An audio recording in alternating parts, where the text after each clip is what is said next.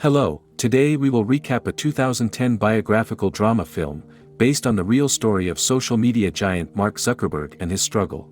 Before we start, please subscribe to our channel for free because we'll upload new videos regularly. Spoilers ahead, watch out, and enjoy. The story begins with a 19-year-old guy named Mark Zuckerberg. He's at a bar with his girlfriend, Erica, and they have a lot of disagreements. It becomes clear that Mark can be a bit tricky to understand. Sometimes, people have trouble figuring out what he means. He tells Erica that they were allowed into the bar because she had a history with the bouncer. Erica responds by saying that the bouncer is just a good friend, and wonders how Mark could even think that way. Their argument continues, and eventually, Erica tells Mark that they are breaking up. She tells him that he might become successful in the future, but he'll always carry the false belief that girls don't like him. She points out that he's not a good person, and this is the truth. With those words, she leaves. Mark is deeply hurt by this. He's angry and leaves the bar to return to his Harvard University dorm. Once there, he writes hurtful things about Erica on his blog and posts it on the internet. Erica's roommate informs her about Mark's hurtful blog post, which shatters her and leaves her feeling humiliated. Sometime later, Mark's best friend Eduardo arrives and asks, "Did you two break up?" Mark wonders how Eduardo found out, to which Eduardo responds, "Not just me, the whole campus knows because they've read your blog." A thought crosses Mark's mind. He ponders the idea of creating a website where college girls' photos can be posted, and people can rate them based on their looks. But the question arises of how to collect these girls' photos.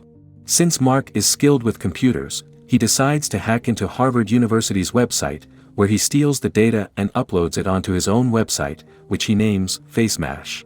As a result of this, the website becomes extremely popular, and so many people visit it that the university's network crashes. It's a novelty that captivates everyone's interest. Mark's actions lead to a disciplinary hearing before the university's administrative board. He's accused of several offenses, including intentionally breaching security, violating copyrights, infringing on individual privacy with the creation of FaceMash, and also violating university policies regarding the distribution of digitized images. As a consequence, Mark is placed on 6 months of academic probation. Meanwhile, the popularity of FaceMash continues to grow, and this captures the attention of Cameron and Tyler Winklevoss, who are twin brothers studying at Harvard, along with their business partner Divya Narendra. They have an intriguing idea. They consider the possibility of collaborating with Mark to create a social networking website where people can make friends, share photos, and date according to their preferences. They envision it as Harvard Connection. Mark is intrigued by their proposal and agrees to work with them on this new project. They inquire if Mark has ever created any inventions before. Mark replies affirmatively, mentioning that he developed an application for an MP3 player. The twin brothers are curious if anyone wanted to buy that application, and Mark informs them that Microsoft did express interest. But he chose not to sell it and instead made it available for free. With that, Mark departs.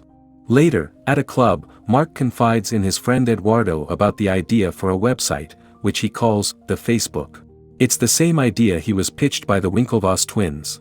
Mark shares his vision with Eduardo, proposing that they start with an investment of $1,000, with Mark holding 70% ownership of the company and Eduardo owning the remaining 30%. Mark appoints Eduardo as the chief financial officer, and Eduardo enthusiastically agrees, considering it a fantastic idea. Following this, Mark dedicates himself to building Facebook tirelessly. Simultaneously, Eduardo takes the initiative of opening a bank account and deposits $1,000 on behalf of the company, officially getting the work on Facebook's website underway. About a week later, the Winklevoss twins attempt to contact Mark via email, but he does not respond. They make multiple attempts to reach him, yet Mark remains completely unresponsive to their messages. While Mark is in class, a fellow student seeks his advice regarding a girl he's interested in. In a hurry, Mark rushes back to his apartment to add the feature of a relationship status to the Facebook. He believes this addition will help people connect and find those they're interested in.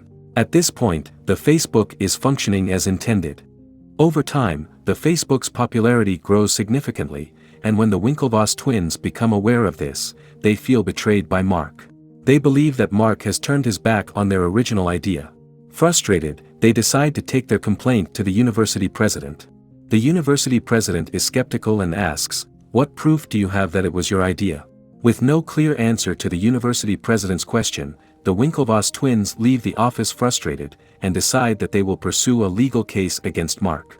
On the other hand, Eduardo, pleased with the growing popularity of Facebook, suggests to Mark that it's time to start making money from the platform. Mark doesn't respond to the question, as his primary focus remains on improving and enhancing Facebook. During spring break, Eduardo and Mark travel to New York for business meetings. Eduardo approaches these meetings with a serious attitude, but Mark appears less committed and more casual in his demeanor. While in New York, Eduardo's girlfriend introduces Mark and Eduardo to a man named Sean Parker. Parker is known for creating an application that allowed free downloads of copyrighted songs, which was illegal. This had resulted in numerous music companies filing lawsuits against him, and he was also involved in several fraud cases. During their meeting with Parker, he talks a lot about himself and his experiences. Parker is curious about the direction Mark and Eduardo plan to take. In response, Eduardo mentions that he's in discussions with some advertisers and investors.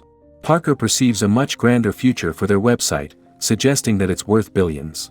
He proposes that they relocate their office to California.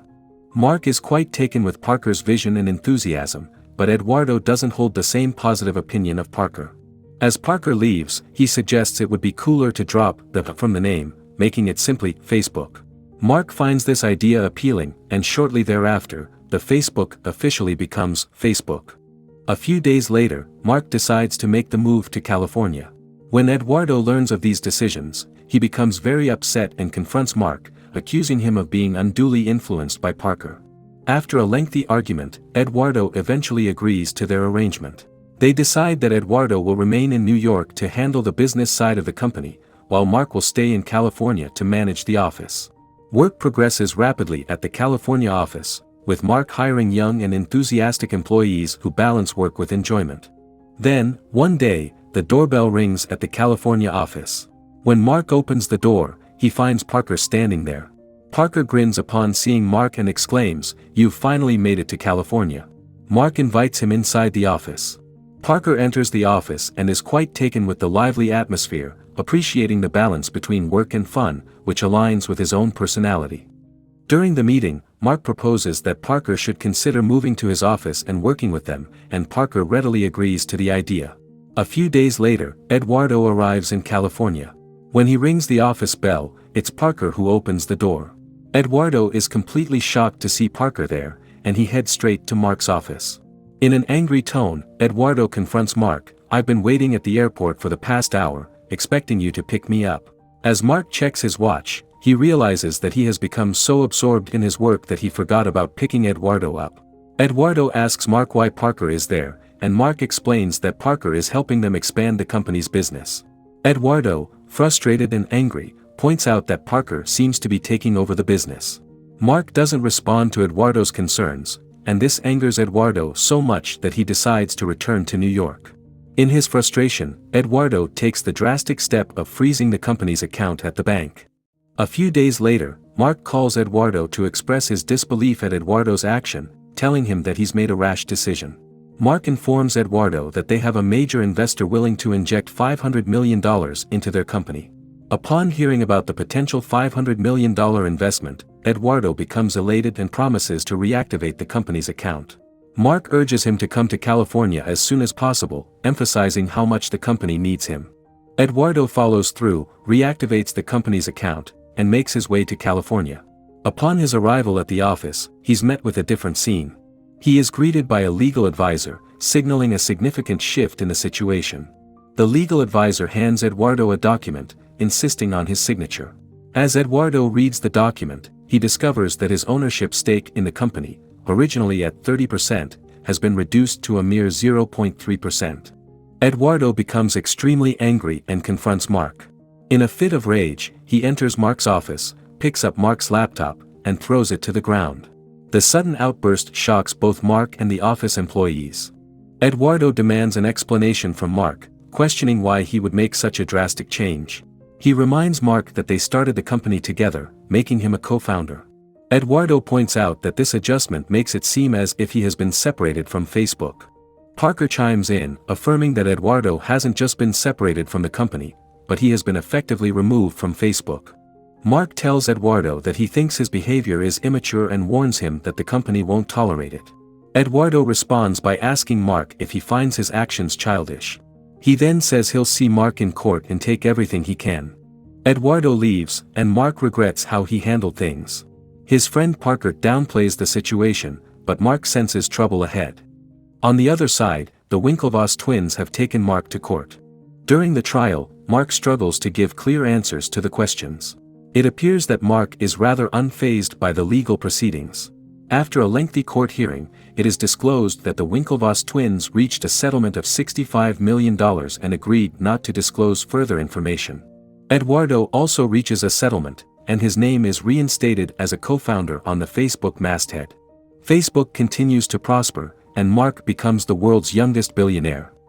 So that's for today. Please subscribe to our channel if you like this video, which is the most important way to support us in making more great videos like this.